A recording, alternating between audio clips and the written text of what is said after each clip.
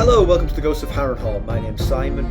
And I'm Mackelly. Thank you for joining us for episode 174 of our chapter-by-chapter book review of A Song of Ice and Fire by George Martin. Today we'll be discussing chapter 30 of A Storm of Swords. That's Jon 4.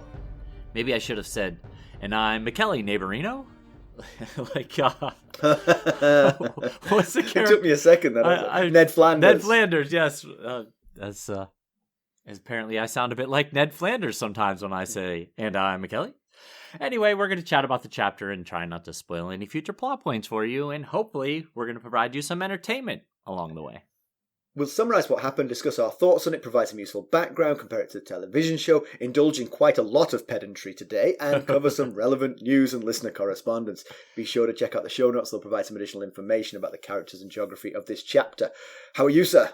I'm doing well. It's a long weekend for us. You and it me. Is, yes. So thank you, Dr. King. That. Yes, we're recording on a weekday, on a Monday, which is not something we would normally be doing at around midday on a weekday. So no, I'm enjoying that. At least not if anyone in authority at our job listens right. to the podcast. Well, yes, exactly. We would never do that. Yeah, I made a bit of a GOH blunder last night that I realized today, and I'm guessing quite a lot of people realized as well. And it's happened once before, and it was bound to happen again. So this morning, I usually check our overnight numbers first thing in the morning and see where we are in that point in the morning. So it was about 8:00, and I was looking, and I was like, wow, our numbers look really good. Now, our best day of the week is almost always Tuesday. And there's a reason for that. The day after we publish, yeah. Yes, that's the day our episode, our new episode goes yeah. live, is Tuesdays. So that is usually the busiest day. And I was like, wow, we are off to a rocking Monday start. And then I was like, oh, wait a second. Let me just go look at what's going on here. And so I, sure enough, I published this week's episode. I scheduled it to go live at midnight this morning instead of that Tuesday is one of the morning. problems of the midnight thing. Yes. It can confuse you on the days. Yeah. Yes. Oh well. Hey, So, you know what that proves? It proves that they're hungry for us. that's Mackelly. right. Yes. So 24 hours in advance, they're looking for it. I went on the Discord server and was like, so who's noticed that I published the episode today?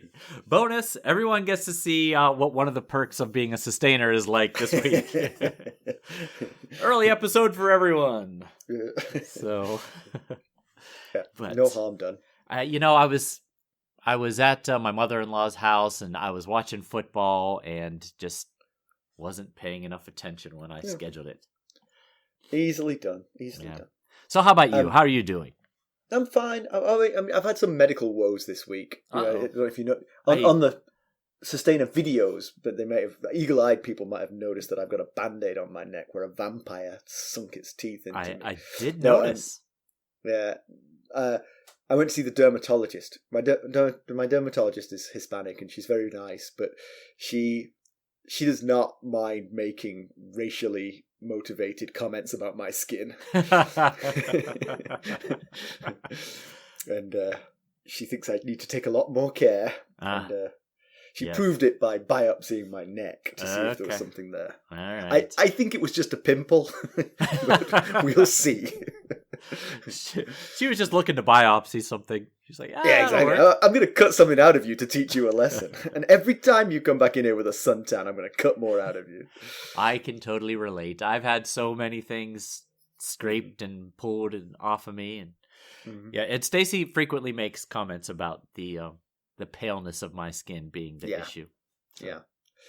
But the other funny thing that happened this week was I was talking to Lucas. So Lucas has had his driver's license for probably a year now, and he's done quite a lot of driving. Now, he has a job and he drives to the job, and it's not very far away, but he drives every time he goes there. And now he's got he goes to the local community college and he goes on campus now, so he drives there and back. So he's driving every day. And I was saying that he's when I passed my driving test, my father had a car and I was allowed to use it very, very occasionally. Usually when he wanted to have a drink. It was the primary times I got to use it.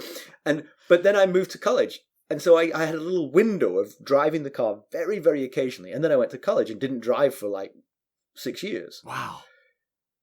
Yeah, I mean, because... That statement alone is fascinating.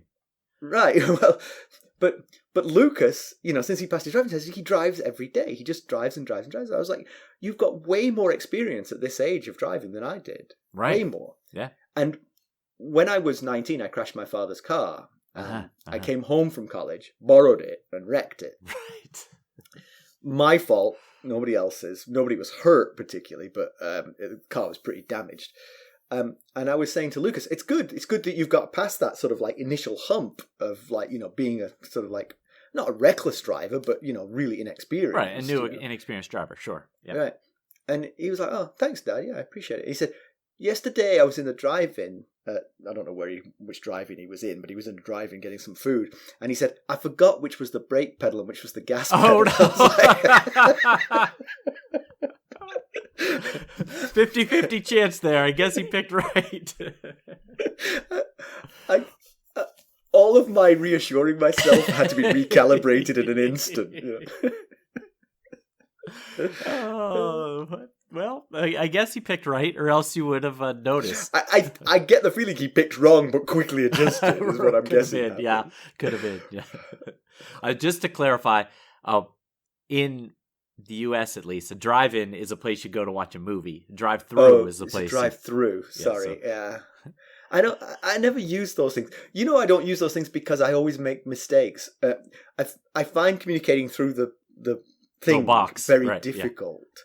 Yeah, it's never the smoothest of transactions. And the worst is when Carson and Lucas are in the car with me because they're both primed to snort laughing whenever I.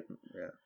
I get flack for my drive-through etiquette as well. They're both like, oh, whichever family member's in the car always has some commentary about how I handle it. That's exactly my experience too. Exactly mine. I've actually talked about reversing through the drive-through. So right. Do you want to do it? Carson has reached the point where she delivers a script to me. Like she says, this is what you're going to say. And then what happens is, I'm kind of talkative and friendly. Right. They'll say something which will just trigger something and I'll go off topic and then I'll be lost. I won't know how to get back. I remember I'd had a sequence of like bad drive-through experiences and I was kind of getting a bit annoyed about it. And we went to, I think it was a Starbucks, and Carson had said, right, you're getting this, this, and this, and this, really drilled it into me. Right. And the voice came through the box and said, hi, my name's Simon. How can I help you? I said, your name's Simon?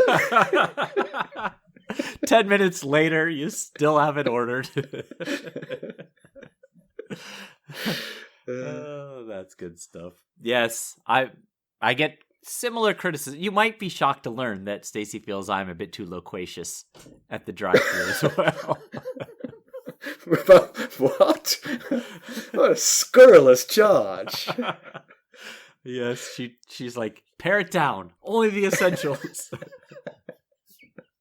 Carson does that to me. I'll answer a question and she'll say, so you mean yes?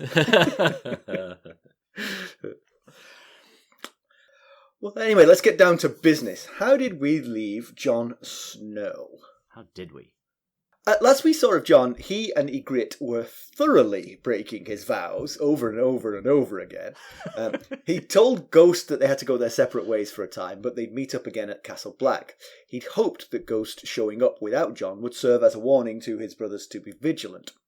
Mackelly, why don't we give the summary of this one? All right. Well, Jon, Yigrette, and the rest of the wildling raiders stand at the base of the wall. Ghost is nowhere to be seen. Jon hopes that means Ghost picked up what he put down and is now racing for Castle Black as a warning for the brothers of all that's happened with the great ranging thus far. Styr has sent men with warhorns riding east and west to scout for crows on patrol.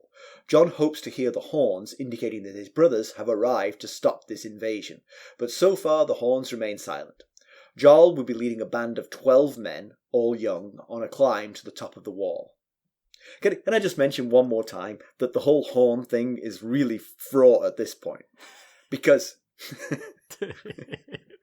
So, if the wildlings blow their horn because they've seen the Night's Watch, the Night's Watch are going to blow their horn twice to say they've seen the wildlings, and suddenly everyone thinks the White Walkers are coming.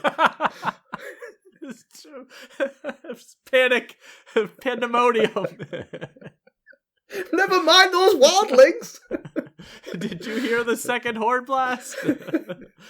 Oh, well, Jarl has chosen a location where, although the wall itself is actually about 800 feet high, due to the rough terrain, a third of the height is earth and stone instead of ice. The forest has made it all the way to the wall, as the shortage of Black Brothers hasn't allowed them to properly keep the trees at bay. Jon ponders his future. If he stays with Yigrette, he'll need to commit to the wildling life, heart and soul. However, if he abandons the wildlings and returns to the Night's Watch, it would likely mean a death sentence for Yigrette. Even if he took her with him, he couldn't go back to Castle Black, which means he'll be a Night's Watch deserter, and her a wildling from north of the wall. Not a welcome duo anywhere in the Seven Kingdoms. Returning his attention to the present, Jon notices that the wall scares the Thenns, including Styr. However, Jarl and his men aren't fazed. After a speech by Jarl, where he announces the rewards offered by Mance for the first group to reach the top, true castle-forged steel swords for all, and their names in a song Mance will write about this expedition, the men start their ascent. They climb in 3 groups of 4. Jarl and his men are 300 feet up the wall when they finally touch the ice. Jarl's group has the best terrain for climbing and take an early lead. Styr feels they're moving too slowly, but Jon knows better. He's aware of the difficulties the climbers are facing. Aside from the exhaustion of the vertical climb, there's also melting ice, cracks and crevices, winds, and smooth vertical stretches, all bringing their own challenges. Jarl almost falls to his death when the ice he's climbing gives way. He falls, but the stake attached to his rope holds, and he jerks to a stop. However, 6 hours into the climb, true disaster strikes. Jarl's group is making good progress, having taken a lead over the others again after the previous mishap, when a huge section of ice, 50 feet square, breaks off, and all 4 in Jarl's group fall with nothing to catch them, except for the ground. Mackelly, just a terminology question for you. I know that we don't normally interject here, but when you read 50 foot square, do you read 50 feet by 50 feet, or do you read 5 feet by 10 feet? We'll be right back. Hello, friends. Are you ready to make some unforgettable memories? Well, if so, consider the Marriott Bonvoy program. Discover the perfect destination for your summer getaway and unlock exclusive deals on luxurious accommodations. With our affiliate partnership, you'll enjoy unbeatable savings and a seamless booking experience. Don't let summer slip away. Visit Marriott Bonvoy today and make this vacation season one for the books. Use our Ghosts of Harrenhal affiliate page to check it all out and buy Bonvoy points or give some as a gift. The link to our page is in the show notes. I would think it would be 5 feet by 10 feet technically, but I think it's meant 50 feet by 50 feet. Yeah, I think it's 50 feet by 50 feet. I think that's what that means, but it's just, It is slightly ambiguous terminology. You're right, I feel. It is, yeah. The day is nearing its end when the first group summits the wall. The climbers drop down rope and those on the ground attach hemp ladders to it that the men pull back up. Eventually there are 5 ladders spanning the height of the wall. It's near midnight when Jon and Yigrette finally reach the top. Yigrette, in tears, says she almost fell a few times. Jon tries to console her, saying that the worst is over, but that's not what brought on the tears. It's that they never found the Horn of Winter. They dug up all those graves, freeing all those shades, and still can't bring this wall down. So, you know what? I wasn't really looking forward to this chapter because I recalled the basics of it. That there's a terrifying climb for the characters we didn't really care about. Right. Yes. Jon and Yigrette are just at the bottom. I mean, I'd forgotten that there was danger to Jon and Yigrette of falling wildlings, but... Yes. But then our heroes actually just walk up a ladder. I mean, it's kind of strenuous, but hardly worthy of a chapter, Right.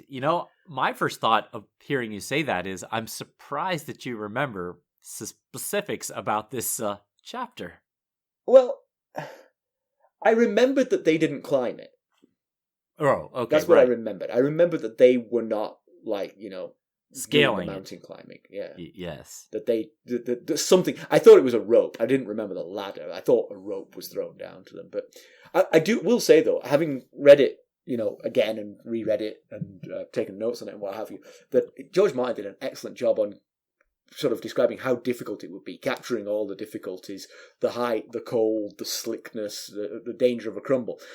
That being said, I did read quite a few critiques of it. I mean, the critiques are all about the possibility of the wall. Okay, sure. How basically, if this is mostly ice, the bottom section is under so much pressure it would just melt out of there. So you right. Just wouldn't. Oh. It's just not a feasible structure. Okay. So, well, my thought was, it would have been a lot more likely. Jon is kind of hoping a patrol comes by and stops this invasion here, and it sure would have been a lot more likely for the patrol to pass by if 300 rangers weren't off on an excursion. Yes, indeed. Yes, indeed. Especially when there's issues like the forest having grown all the way up to the wall and making it 300 feet before you even touch ice. But I will say, what Yigrette says right at the end of this chapter does actually give Mormont a justification. Because if Mance really had found something that could bring the wall down, then they did need to nip that in the bud. You couldn't defend the wall. You have to go and stop it. How the heck he knew that's what they were doing? Well, and that's where the issue is. How did they determine what they were looking for? How did the Night's Watch determine what the wildlings were looking for? By sending 3 groups of 5 into the Frostfangs, while the other 300 men sat around on the Fist of the First Men. They still could have accomplished that, keeping the majority of the force south of the wall. Question for you, and this will be a test of even your memory, but I think I know the answer. When they left the wall to head north, did they know where they were going, or did they get the information from Craster? Second option. Second option. Yes. So, because what I was going to say was, if they were headed to the Frostfangs, because that's where they thought the wildlings were, because they gathered that intel somehow, then it would have been possible that Maester Aemon had read something in his library that said, be careful if the wildlings gather in the Frostfangs, because there is a legend of a horn that can bring down the wall buried in the Frostfangs, Right. I'm thinking Craster's library, not so deep. No, probably not so fleshed out with such useful knowledge. Yeah. No, they were wandering around going village by village. They were all empty, remember? And then they stopped at Craster's, and he's like, oh, well, this is why it's empty, because they've all gone to the Frostfangs.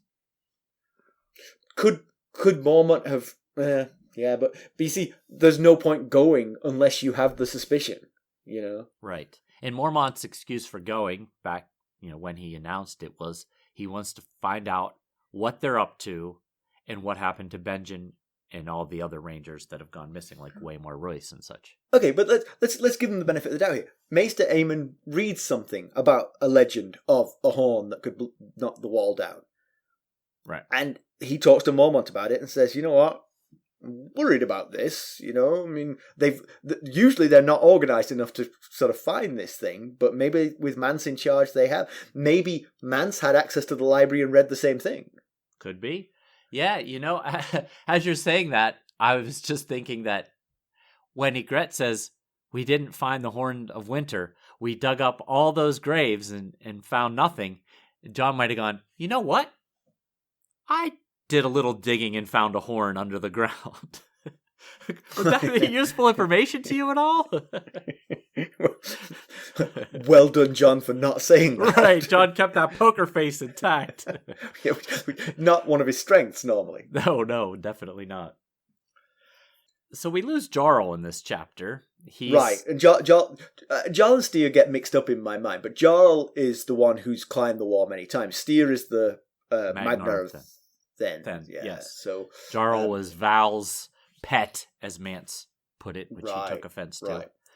So it was always an interesting dichotomy because Jarl clearly had the experience to get over the wall, but was younger and less generally experienced.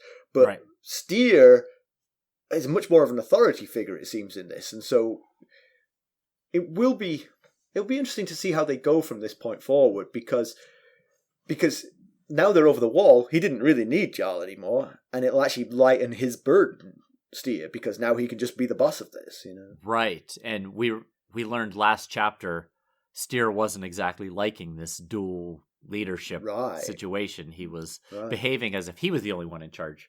And so that led me to wonder, how will Styr lead on the south side of the wall? Because, Jon tells us that experienced raiders know not to steal the first horses they come across because it raises the alarm too quickly.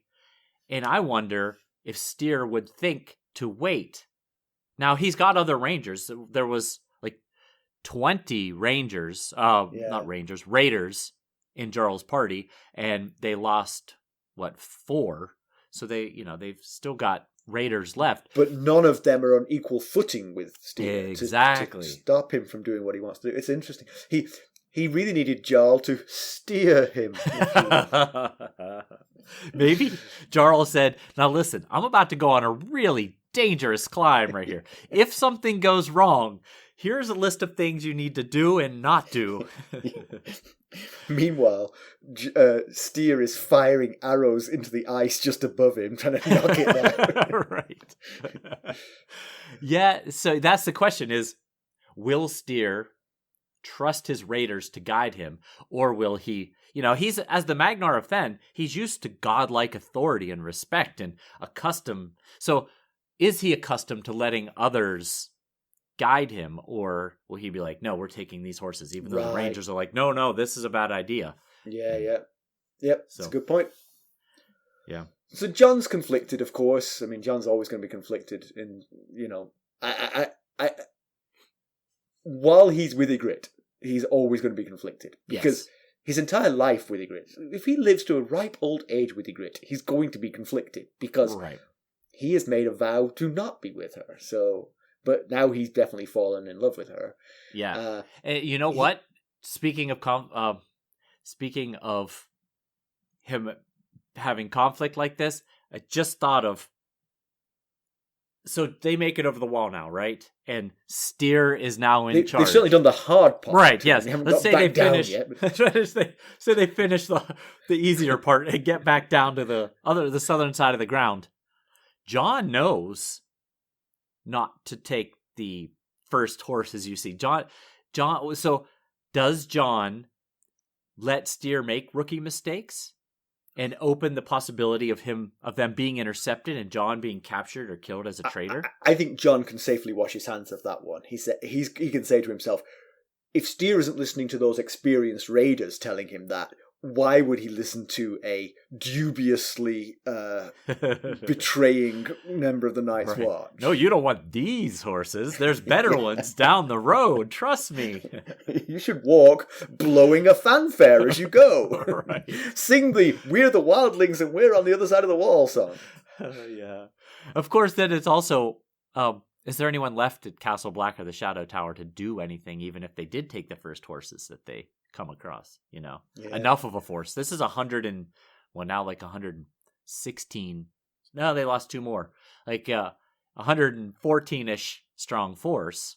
So, You know what? It's just occurred to me as we're talking about this, because we were talking about them getting back down the other side of the wall. It's actually quite tricky. I mean, it's pretty much as tricky to get down the other side of the wall, unless they go to where there is a set of stairs down at one of the neighbouring castles, presumably. Right. That is a good point that you bring up there. Of course, they do have the ladder. They could bring the ladder back over and flip it over to the other side of the wall. Yes. But then that makes another point to me is, why don't they leave these ladders in place? Why don't they leave, at certain strategic points of the wall, why wouldn't Jarl leave a thread right at the top of the wall, just put a pile of snow over the ladder and leave a thread running down to the bottom of the wall, and you pull on that thread, I got it. and a ladder unrolls. Yeah, right. That's a clever idea. Mance should have thought of this by now. Yeah, well, I mean, exactly. It's not like this is the first time the wildlings, apart from the Thens, have encountered the wall. Right. Yeah. I like the idea. Anyway, you had started going down the discussing the topic of Jon and Yigrette and Jon's conflict. Oh, You were on a good roll there. Sorry for derailing it. No. Yeah, I mean, he wants the wildlings to be caught here on the wall by by Night's Watch raiding party, but that's not likely, like you said. There's not enough left to do that. But now from the top of the wall while they were climbing, it would have been easy as pie to get rid of them. All you have to do is throw some hot water down. Right. It would just melt them.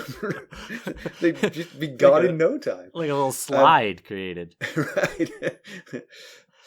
So, but your thought about Yigrette and Jon and Jon's dilemma here is a good point. He's in a tough spot, and he always will be. There's no way out of this tough spot. Right. The only thing that could get him out of this tough spot is Yigrette dying, basically. Right. Sure. Yeah. That would remove this dilemma he has. But if you think about it, it's a far cry from where his mind was just at the beginning of last chapter. He was still, playing the spy and thinking of how best to serve the Night's Watch and feeling really incredibly guilty over breaking his oath. And yet in this chapter, he seems much more open to the possibility of leaving the Night's Watch for the love he has for Yigrette. Yeah. And I mean, I think, absent the presence of the White Walkers, staying with her north of the wall is probably the most viable option. Because he can't bring her to the Night's Watch. They don't allow that kind of thing, Yes. And if he leaves the Night's Watch south of the wall, then he's hunted for the rest of his life, Yeah, but like he thinks about those exact things, and his thought is, if I stay with Yigrette and become a wildling, he has to do it heart and soul. He has to fully buy into it, and he's not sure if he's capable of that. But I thought another option that he hadn't mentioned was, what about possibly fleeing to Essos? Yeah. They'd both be just people in Essos. Right, that's true. Or I'm not sure how carefully people stalk Night's Watch. What's the word I'm looking for? Not betrayers. Deserters, yes. Yes. I'm not sure how carefully people, how much effort is put into chasing down Night's Watch deserters. Certainly Essos feels like it's far enough. Right. I don't know that they'd go all the way to Essos. And actually, I was thinking, if Jon knew the extent of the chaos in the north right now, he might be more tempted to flee with Yigrette, because I doubt there's many northern lords that would be hunting him at the moment. Even if the Castle Black sent up an alarm that said we're missing a brother of the Night's Watch is on the loose. But I don't even think his Night's Watch brothers have the bandwidth to be tracking him down right now. And in fact, nobody knows where he is. It's likely most people assume assume he died in the Frostfangs with exactly. If he wanted to flee, now's the time, because he's AWOL. It's a golden opportunity to slip away if he cares to do so, because it's likely everyone assumes he's dead. Yeah. Of course, what you said about the chaos in the north is the one thing that might act as an anchor to him, because he wouldn't abandon Westeros while that was going on. That's true. Yeah. That's true. That's possible. Yeah. And then, of course, the third option is abandoning the wildlings for the Night's Watch, but he thinks that will almost certainly lead to Ygrette's death, and then he'd have guilt about that would live with him the rest of his life. Yeah. And the loss of it, not just the guilt of it, but the loss of it. I mean, he's in love with her. Right. That's true. Losing her accidentally would haunt him for the rest of his life. But losing her because he betrayed her would, that's a whole new level of haunting. Right. So he's put himself in quite the tough spot by going and falling in love with Yigrette. Yeah.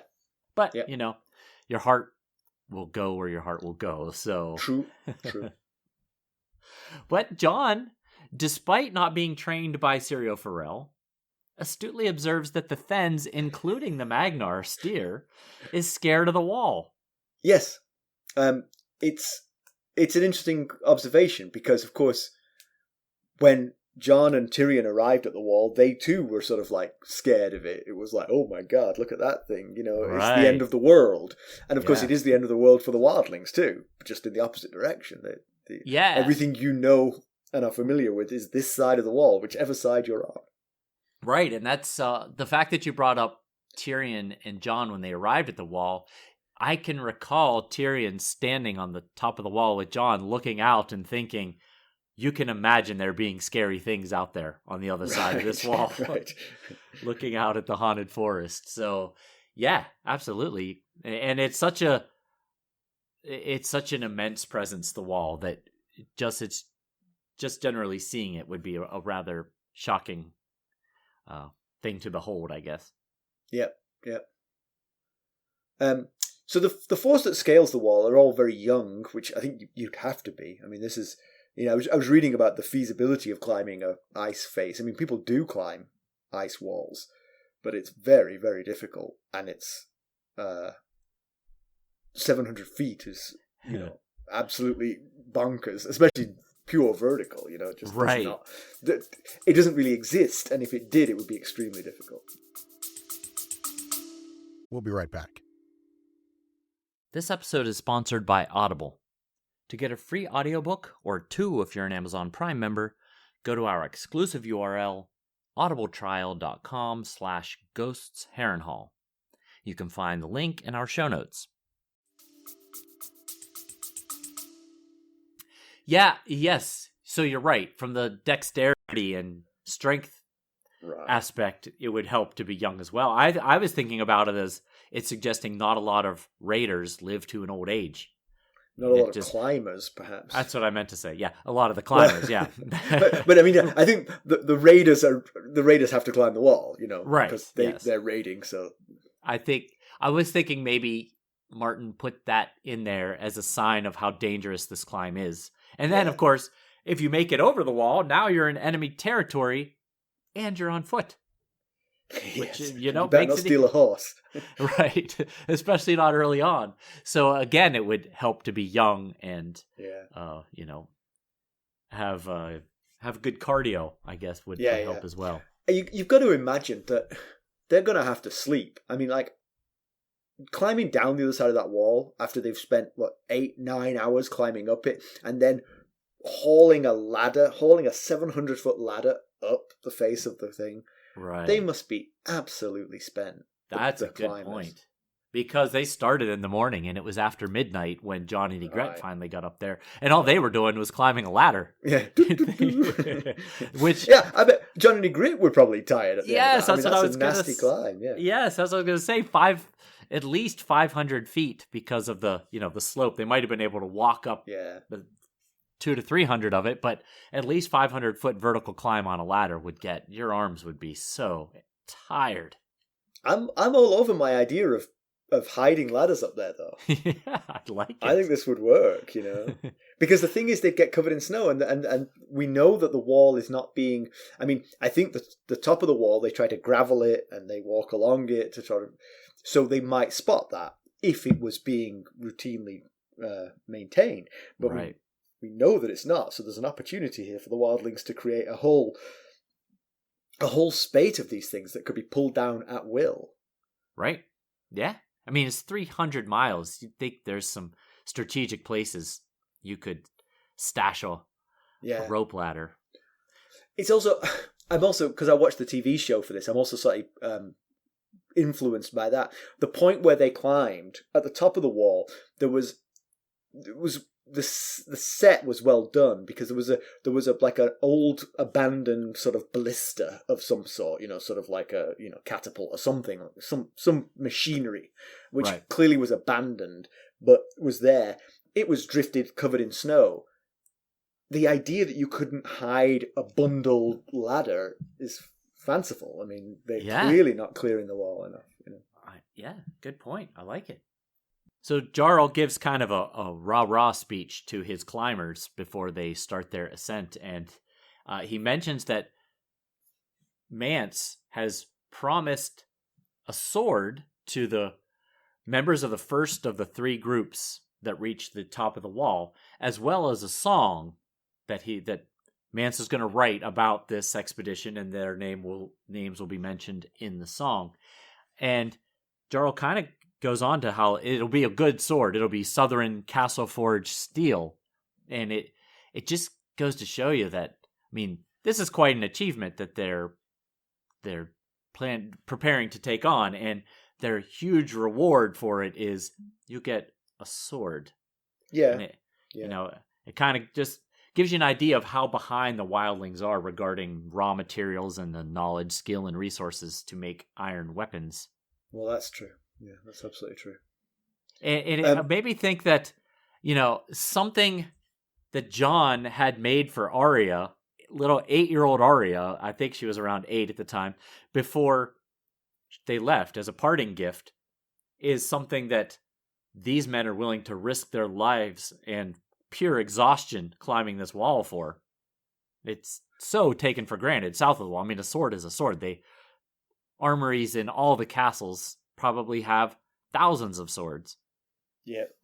Yeah, I mean, it's a different world for sure. There's no doubt about it. But the nice thing about raiding south of it, you can start to plunder these things and sort of, but they'll always be on the rare side, and so that's why they're, treated as holy objects and gifts for great acts.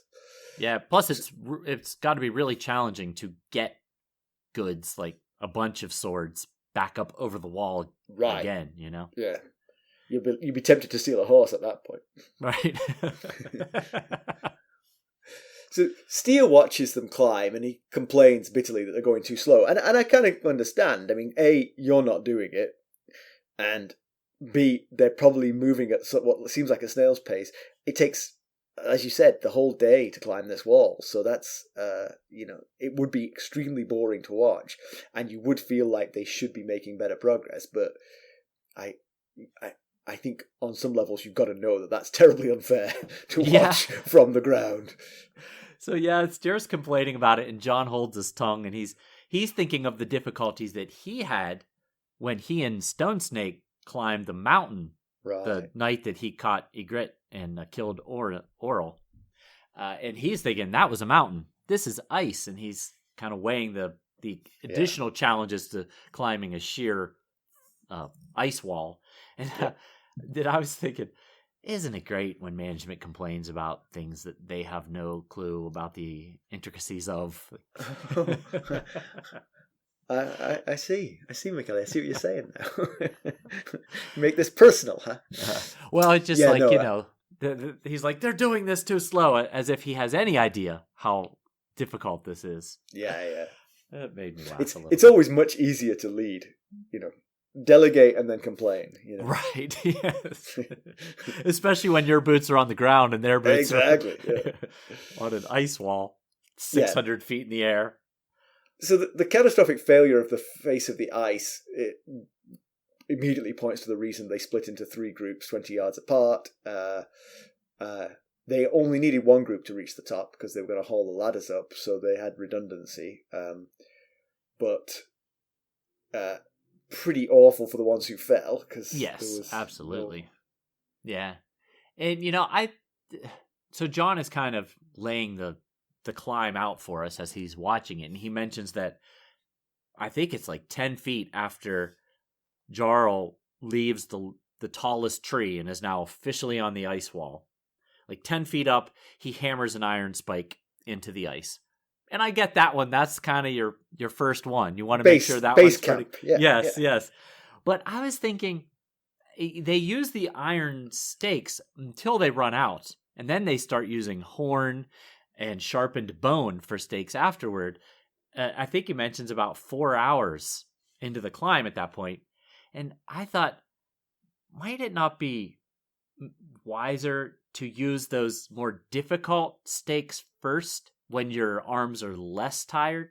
and then switch to the iron stakes as you get fatigued, because it's easier to drive those in. Yeah, so. You are absolutely right. I wonder if they were sort of mixing them as they went. I wonder if it was a matter of, this looks like a point where I need an iron spike. That could be, yeah. He didn't describe it that way, but the way he described it, that could have, because he said the last iron stake ran out about 4 hours in, but that doesn't mean that they were only using iron stakes to that point. Because I agree. I think it would be foolhardy to just use the iron stakes on the lower parts of the wall and then use the bone on the higher parts when you're tired. Yeah, it seems like the wrong way to go. And then you get like 650 feet up and you're like, okay, we've got a straw. All we've got left is this straw. The wall is said to defend itself, and it did here by throwing off one of the groups. Actually, just one of the groups, right? 2 groups made it to the top, yeah? Yes, just one of the groups. But 2 Thens fell as well on their way up the ladders. That's right. Yeah. So, and Yigrette almost fell a few times. In the TV show, there were 4 groups going up, and 3 of them get taken out by the ice slide. Okay. Only 1 group makes it. Yeah, that was my teaser last week for this week's episode, is that the wall defends itself. The wall defends itself. I remembered. Speaking of something you said earlier about the realities of a 700-foot wall, ties into something I was thinking about this whole chapter. He describes the wall having fissures and chimneys and cracks and crevices, from various times of icing and freezing and icing and freezing. And I wondered if we've just come to the end of a 10-year summer. I wonder what kind of toll that 10-year summer would have taken on this wall. I know it's way colder where the wall is than the rest of the 7 kingdoms, but surely it had to have had a fairly significant impact on the stability of the wall. I'm sure 700 feet of ice takes a really long time to melt, but we've seen huge glaciers melt to near nothing due to, increase in temperature. Yeah, it is north facing. This is the north face. It's the colder face. It won't weep as much as the south face would. Sure. So, but the one thing is actually the melting, the fissures and chimneys would make the climb a little bit easier because you get into those and use those a little bit. And I think that's one of the issues. Eric, the third group, it was Jarl, Grig the goat, and then Eric was leading the third group. And Jon mentioned that they had the slickest, smoothest surface, and they were actually making for a chimney to try and make it easier when Jarl fell. So, yeah, I just wonder, like, everybody loves the 10-year summer that they've just had, and they want, like, eternal summer. But eventually, eternal summer might lead to a significant reduction in the stability of the wall. If eternal summer were to melt the wall, then eternal winter will follow. Right, at least one really big flood. Yeah. So Jon's climb up the wall is relatively unremarkable and eventful, and we get the idea now how the wildlings plan to get their 100,000 or whatever it is over the wall, because you don't need to be a skilled climber, you just need to climb a ladder. Right, yeah, it's a useful trick. Which the Thens apparently can't do. But it's a useful trick, but not as useful as your trick. I'm just saying. My trick is just having more ladders in place, Right. Yes, exactly. Which, makes the climb a lot easier. Yeah. But, you're right. It's a pretty unusual chapter where the wall is the more active participant than Jon, kind of, Jon is pretty much just a passive onlooker to the action. And I was thinking about other chapters that were similar in concept to this, and maybe Sansa during the Battle of the Blackwater, where she was just sitting there listening to reports come in, and didn't have any actual action that she was taking. So I don't know, that it's unusual where our POV character is pretty much just watching what's happening. Yeah. So Yigrette gets to the top and she's in tears, as I would be too. But when Jon tries to comfort her, she says it's not because of this fool. It's because the wildlings need to get over this wall, and the way to do it is by knocking the wall down with the Horn of Winter, or the Horn of Joramun, as we've also heard it described, right? They dug up 50 graves in the Frostfangs without any luck in finding this. So the plan was what we feared, but apparently unsuccessful. Although would Yigrette know? Maybe it has been found and Mance just didn't tell everyone. True, that's true. We had discussed that before. Maybe he kept it to just his core officers, Yeah. But yeah, so they didn't. John did get a bit of info that he'd been wanting, that he'd been sent out to find. This is the key thing. Finally, he's got some intelligence to report back. Yes, so he finally has something useful to come out of this. But then, so she mentions how much she hates the wall and how cold it is. And John said, well, yeah, it's made of ice. And she said, no, it's made of blood. And, she probably likely means it's made from blood because of all the wildlings that have died trying to, scale it back and forth, or just trying to attack it. But, we were having a somewhat similar conversation on the Discord community about the similarities between the wall and the Iron Throne, because they're both known to defend themselves. It's often said that kings cut themselves, hurt themselves, even be killed by the Iron Throne. And we were discussing the possibility of, if blood magic or some kind of magic was used in the construction of the Iron Throne, as it's believed that magic was used in the construction of the wall here. And, so I'm wondering, when she says it's made of blood, if she might possibly be referencing blood magic. Well, certainly mechanical engineers, structural engineers will tell you that it's not staying up without magic. So that's possibly George Martin not knowing, perfectly reasonable. But also, the nice thing about having a magical realm is you can always say, well, it was magic, It was magic, yes. Yeah. And remember, walls like the walls of Storm's End are supposed to have magical spells built into them that protect it from invaders. That's why Davos had to row Melisandre underneath and inside the outer walls before she could birth her shadow child. Was Bran the Builder involved in Storm's End? That is thought as well. So it seems to be a feature of structures that are supposedly built by Bran the Builder. So Bran the Builder was dabbling in the dark arts. I guess so. Yigrette expresses some concern about freeing the shades from the graves in the Frostfangs. I mean, it's, grave robbing is never a pleasant thought. Jon did see holes dug in the ground in the wildling camp, possibly didn't put it together at the time. Right. Yes, when he was Ghost, when he was warging. As Ghost, he saw it, yeah. So there's a wild theory around this.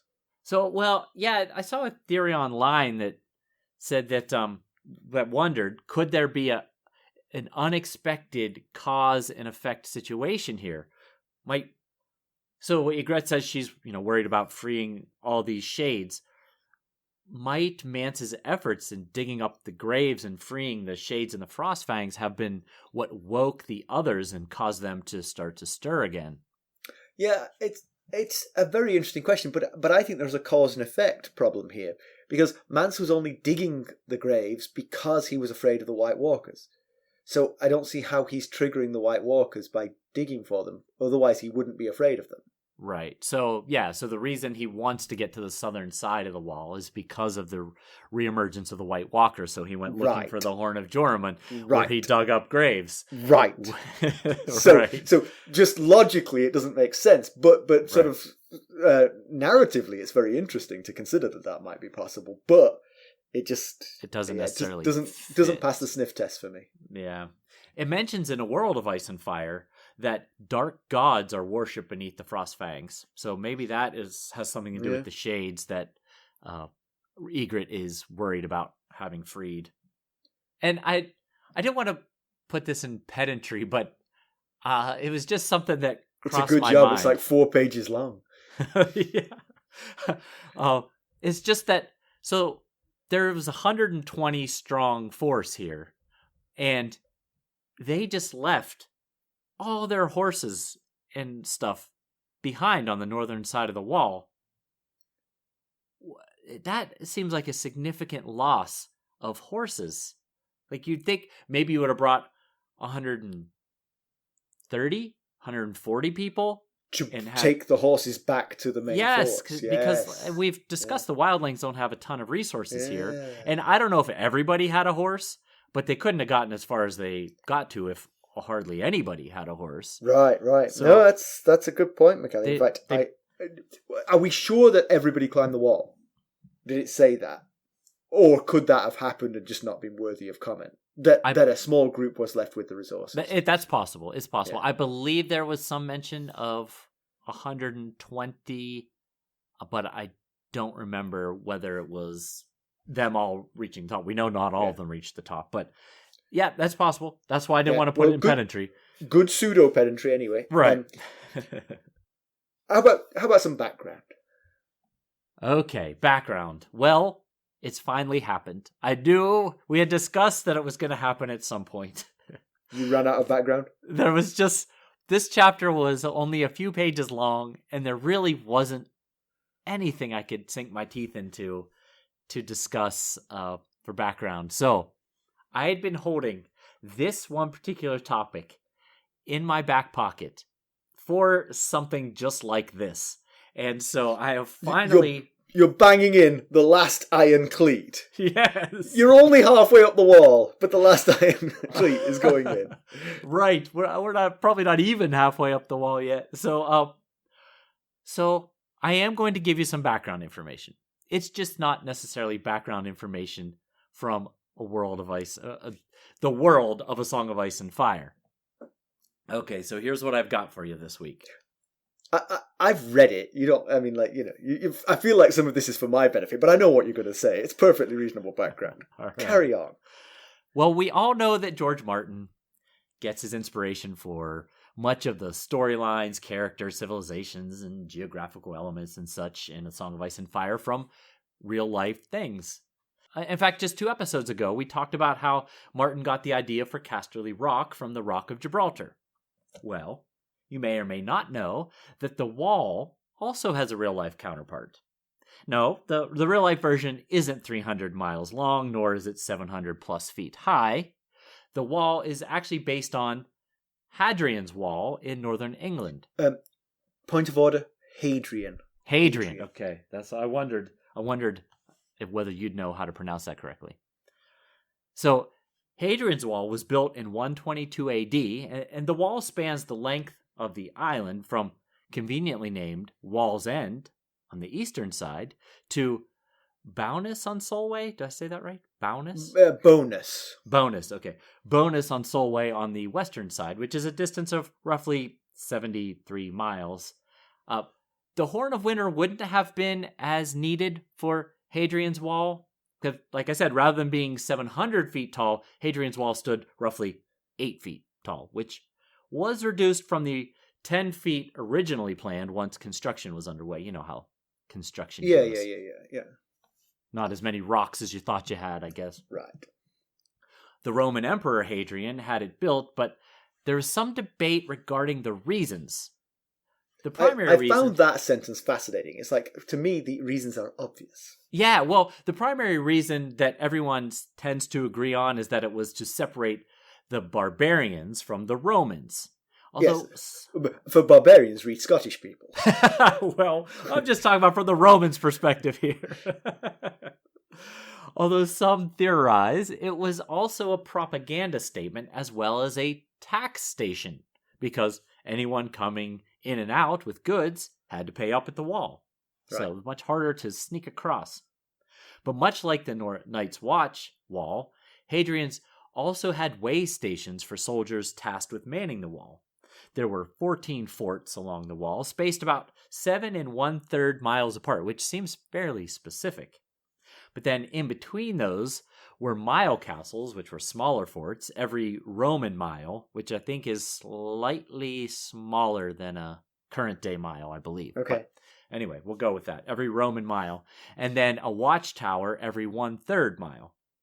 And a hotly debated topic by scholars is whether there was a walkway on top of Hadrian's wall, as Martin has on his wall. It's debatable, I guess.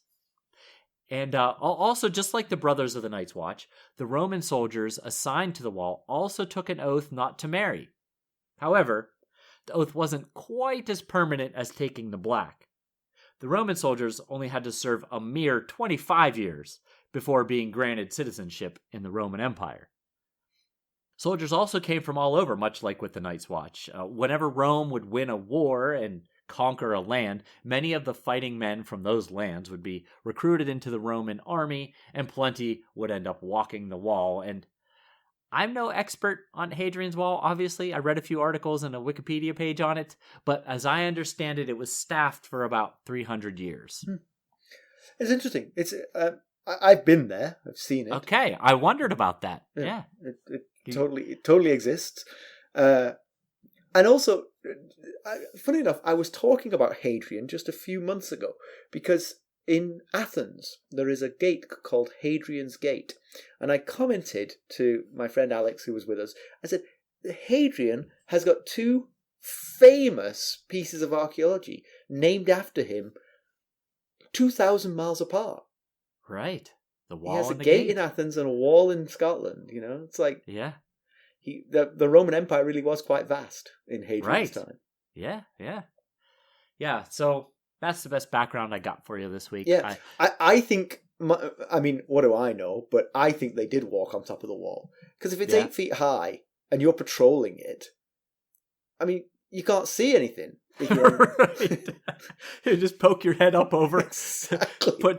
Prop your feet up on 2 rocks and peek your head up over. It was certainly broad enough, but I mean, I guess the argument is it might have been rounded on the top. But I mean, right? Sure. Yeah. But you've seen it, not me, so you'd have a better idea than I would. It's interesting how manned it was. If you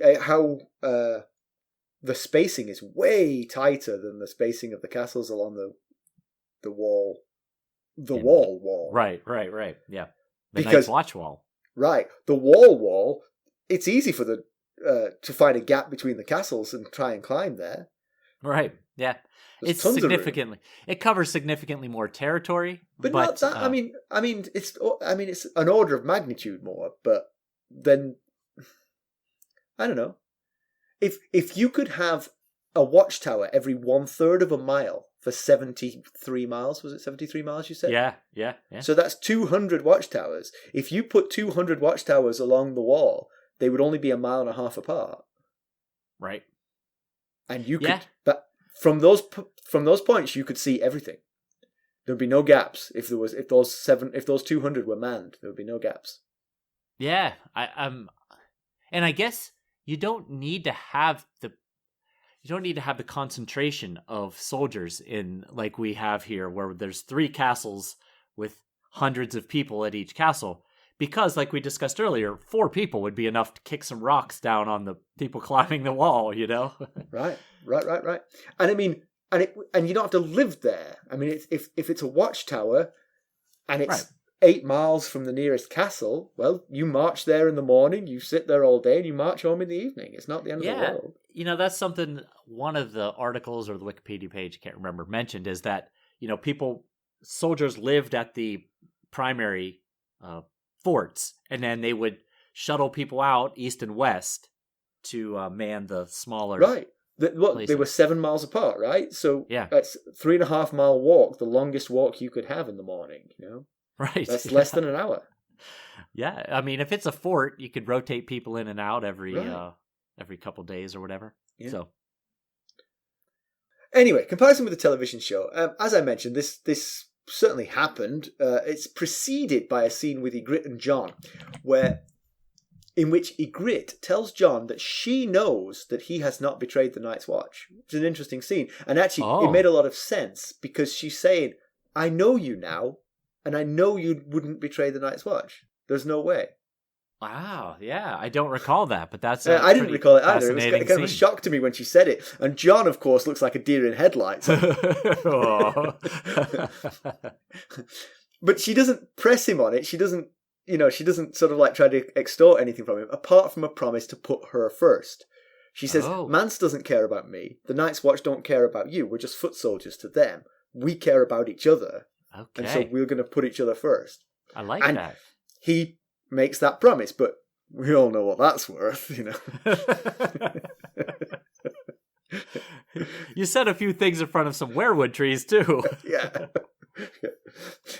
He's Ned Stark's son, but it's bastard son. Who knows what the other half of that was? So all the wildlings climb at the same time. They don't have the clever ladder thing. And the face collapse takes care of all but 4 of them. So there's only 12. There's only 16 in total, and 12 of them fall and die when the ice collapses. So only 4 survive. The 4 survivors are Tormund, Oral, Jon, and Yigrette.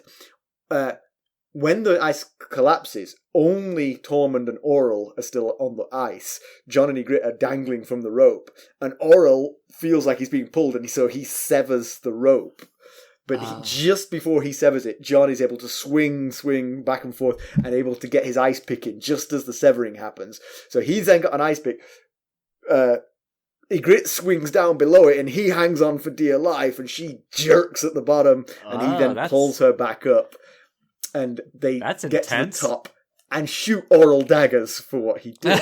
Yeah, I bet. but to be fair to Oral, I mean, actually, that is the plot of one of my all-time favourite movies, which is called Touching the Void, which is the story of an ill-fated mountaineering expedition to South America.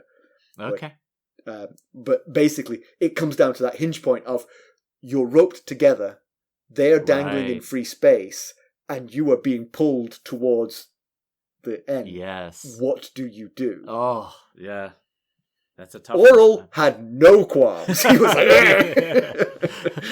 but we're fine. We've got our feet in the things. Yeah. Oral, of course, is dead in the books because he's the guy that Jon killed at the Skirling Pass, who was the warg, who's left some of his embittered soul in the eagle that keeps on trying to tear Jon's face off. Right. I'm surprised this eagle didn't show up when Jon was about 600 feet off the ground. Right, yeah. The eagle comes and chews through the rope. Yeah. Jon and Yigrette reach the top, utterly exhausted, of course, and they survey both sides of the wall. While putting them on the wall all at the same time definitely added to the TV spectacle and the drama. There does seem to be that the ladders were a much cleverer idea, so bravo to George Martin on that one. And because the whole Horn is abandoned, is not mentioned in the TV show, she's not in tears when she gets there or anything. Okay. Just tired and scared. Just tired. All right. Pedantry 3 corners. Pedantry corner. Okay, so Jon talks about how bright it is, but the thing is, it's not bright if you're at the northern face of a 700-foot wall. Right. In fact, it would always be in shadow. Okay. I mean, I'm assuming we're in the northern hemisphere of the world here, so the sun goes to the south, right? It's always in shadow. And then that raised an interesting point to me about the impregnability of the wall from the north. Okay, they're talking about, like, the wall undulates as it goes over hills and valleys and what have you, but also trees pile up against it, and the trees allow you to get higher up on the wall. That's what happened in this chapter. That's not the big issue here, and they talk about the fact that the Night's Watch is diminished. It used to keep the trees back from the wall, but now it doesn't have the staff to do that. That is not the problem. That's not the problem. The problem here is snowdrifts, because you've got this slice of the world which is always in shadow because of that wall. That slice of the world is way north and very cold. Snow would not melt there, and the snow would build up. Right. Because there would never be a wind from the south to blow it away. The wind from the north would pack it against the wall. Yeah. Wind from the east or west would just roll it along the wall. That snow would never melt, and it would build up, and you'd end up with a slope leading up to quite high on the wall. Unless you went out there and took care of it. That's what you have to send the Night's Watch out to do, is dig away that snowdrift constantly, all the time. Right. I did a little calculation to find out how deep this shadow would be. So if you used Vancouver as a reference point, Okay. let's build a 700-foot wall east to west in Vancouver. Okay. There would be more than 300 feet of shadow always north of that wall. Wow. Always. Okay. You'd never see the sun. And at the winter solstice, when the sun is lowest in the sky, it would be 2,000 feet of shadow. Wow. Right? And I think Vancouver is a very, very conservative estimate for how far north this is. Sure. Because Vancouver is not constantly freezing. We need to go to Anchorage, Alaska. If we go to Anchorage, Alaska, then the permanent shadow would be 600 feet, and the winter solstice shadow would be 2 miles. Wow. That's fascinating. Mm-hmm. But I will say that's using our sun, the shape that the sun makes in our sky, Okay. which defines our seasons. This world doesn't have seasons the same way, so I don't know what the sun does. But the sun rises in the east and sets in the west and goes via the south. I think that's true.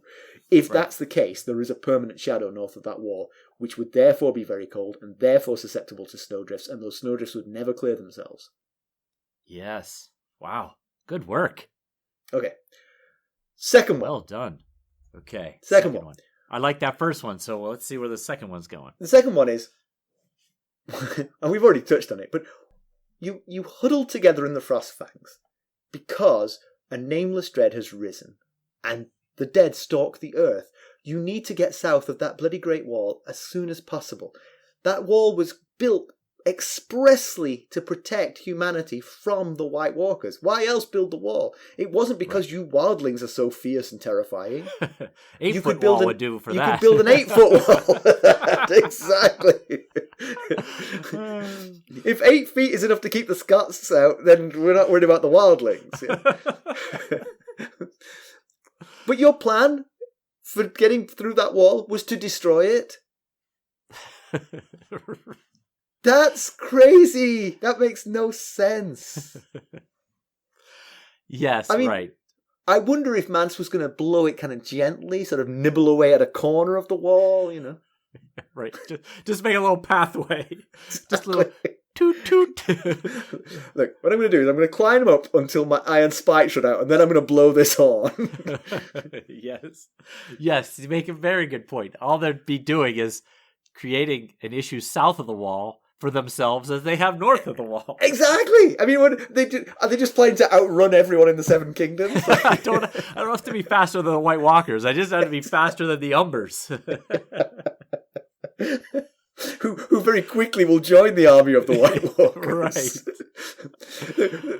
You can just see the wildlings all sprinting through dawn, sort of like getting rid of their heavy coats. Oh, it's warm down here. Those are two really good ones. I like it. I like them both. Well done. Well played. I had one thing. It was just a matter of, it's a lot of rope. It's a lot of rope. They're carrying with them. I mean, okay, so it's 500 feet from the top of the, the slope, the slope up to the top of the wall. So they've got 500 feet of rope on them. Then they have 5 ladders, each spanning 500 feet. So each side of that ladder is an additional 500 feet. Yeah. So it's 1,000 feet. And Jon tells us that the rungs on those ladders are as thick as a man's arm. So that's not even, we're at what, 5,500 feet of rope before you start talking about the slats. Yeah. I mean, how do you transport that much rope? Possibly they had, there's no mention of them having like a sled. Cart. Yeah, so something that they were carrying these this significant amount of, that's got to be heavy rope. It's got to hold a lot of people up to 500 feet on this wall. So I just felt like that was a lot of rope to be transporting around. Yeah. Again, put me in charge of the wildlings. We'd have rope waiting for us. Right. One little strand that you know where to start pulling exactly. from. I mean, plus that'd be awesome. The problem is, of course, is the bottom of that strand would be buried under a 200-foot high snowdrift. Right. It's here somewhere. You'd Why have don't the to Night's Watch clear this? News and notes. Well, it turns out that House of the Dragon has already accomplished a feat that Game of Thrones never managed to accomplish. It won the Golden Globe for Best Drama of 2022. Oh. And Martin was so surprised about it that he didn't even bother to fly to LA for the event, because Game of Thrones had been nominated 5 times previously and never won. So he just figured it was an honor to just be nominated again this time, and stayed home, obviously, to work on Winds of Winter. I mean, what else would he be doing? So but they were up against some stiff competition. Ozark and Better Call Saul were in their final seasons, and they were both nominated, as well as a rather new show called Severance, and The Crown, which has already won twice previously. So, but they did send a small faction of representatives, just in the off chance that they won. And Miguel Sapochnik was there, Emma Darcy was there, and Millie Alcock was there to receive the Golden Globe. So they're both the same character, right? They are, yes. Right. Yes. The Rhaenyra Targaryen. Rhaenyra, yes, yeah. So, and you know, from the photos and videos that I saw, they all seemed pretty stunned and unprepared when they got up on that stage. You know, of course, they could have been acting. It's something that they're probably fairly skilled at. But they seemed like, oh, goodness, we didn't expect to win this. So. The cover of the 2024 Song of Ice and Fire calendar is out. It's beautiful as always. Mackelly has shared it on the social medias. I have, yeah, it's pretty neat. Although, I will say, I mentioned this on the Discord, it seems to be feels like a little bit of a spoiler of things to come to me. Oh, but, interesting. You know, I'll check it out. Maybe I'm wrong. And also, you and I need to get a Buy Me a Coffee Sustainer video call scheduled. So we'll be working on getting that set up. Yeah, we got to do that. And I'm looking forward to doing it. So, you know, we just need to get that on the book. So we will work on that. Yeah, we will. And I don't know what this one is, so tell me more. So, Jenny of Oldstones has decided to help me out here with some GOH apparel designs. You know, she's a very talented artist. She is. And she's already had some fantastic ideas. The problem is my Photoshop skills do not match the ability needed to flesh out some of the ideas that she has come up with thus far. So I was like, keep reeling it in. And she eventually was like, so we're talking like text in straight lines. And I was like, yes. Text in straight lines I can do. Well, thank you, Jenny. We appreciate it. It sure do. Absolutely. All right, let's conclude. So Jon and Yigrette have scaled the wall. Now what? No stealing horses. They go down the other side, I guess. I guess so. Step 1, take a nap and then go down the other side. Yeah. But it's further evidence to me of the folly of Mormont's ranging. A band of wildlings spent an entire day scaling the most obvious point on the wall possible, and there wasn't a Brother of the Night's Watch to be seen. Right. Yeah, it kind of goes back to what we talked about early in our discussion, is they maybe didn't need to wipe out all of the useful rangers in the Night's Watch to send them north of the wall. There's just so many reasons why it was a bad idea, and we're seeing exactly why. Yeah. And I will say that that ladder technology makes me think that the whole Horn of Winter was a waste of time. Why not instead just build a bunch of these ladders and just climb over, you know, en masse? You know, you can defend your position east and west fairly easily, you know, sort of like... Yeah. Entrench your position, sort of build a forest of spikes pointing, you know, outwards from your thing, and claim a block of wall for yourself. Yes, right, yeah. You could definitely, you get this group up here, this 16, that'd be enough to build fortifications. Right, exactly. To you know, get a mass of people over. Yeah. And even there are abandoned forts. You could even find one of those and build your east-west around that fort, and then you should have a good way down the southern side as well. Absolutely. Castle Black has an elevator. Yeah, I don't know if they all have that, but they probably have some stairs, which might be in disrepair. But might be in disrepair, but work on that. Better disrepair stairs than sticking your horned toe into the ice. That's true. Yeah, absolutely. That's a good thought. Yeah. But then as far as our story goes, Jon finally got some clues toward his spy mission regarding what the wildlings were doing in the Frostfangs. Right.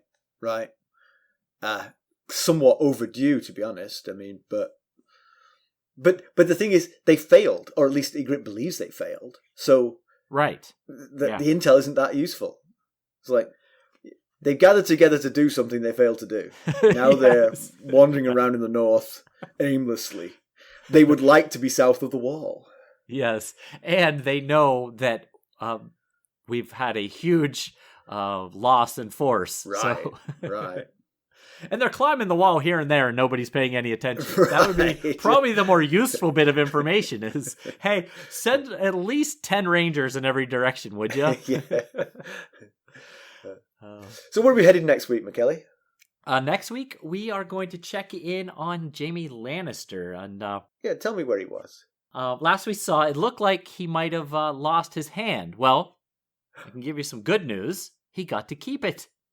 But maybe not quite in the way he'd like to have. Uh-oh. Okay. We'll find out next week. Well, there's 3 ways that you can help us. You could leave us a review. You could buy merchandise at ghostsofharrenhall.threadless.com, including, very soon, some designed by our own Jenny of Oldstones. That's right. You could buy us a cup of Arbor Gold at buymeacoffee.com/ghostsharrenhall, become a sustainer at the Lord Paramount or Knight of the Realm level, and get the benefits that are associated with those levels. That's right. Of course, people also got one of those benefits this week, so I hope you enjoyed that. Teaser. That's right. And of course, you could always go out and reach us at ghost.harrenhall@gmail.com, or you can follow us on Twitter at @ghostharrenhall. We're on Facebook, Instagram, Discord, and YouTube. Thanks for listening. Thanks. Bye. Bye.